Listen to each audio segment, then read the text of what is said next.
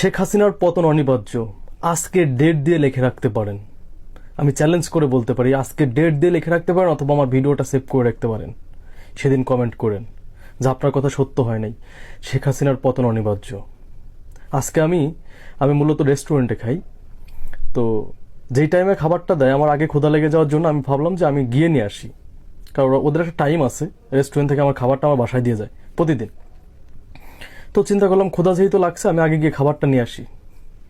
তো রেস্টুরেন্টের ভিতরে যাওয়ার পরে বেশ কয়েকজন লোক বসা ছিল, ওরা সবাই বাংলাদেশে যে আপনার আজকে যে জিনিসটা ঘটছে, যে সবাই প্রোফাইল পিকচার লাল দিচ্ছে, এটা নিয়ে আলোচনা করতেছিল। তো একটা পর্যায়ে আমি ওদের কাছে বললাম, যদিও আমি বাসা থেকে বের হইলে মাস্ক পরে বের হই, তো আমি বললাম যে আসলে আজকে তো অনেক সেলিব্রিটিরাই যে সবাই তাদের প্রোফাইল পিকচার লাল করছে, অনেক সেলিব্রিটি।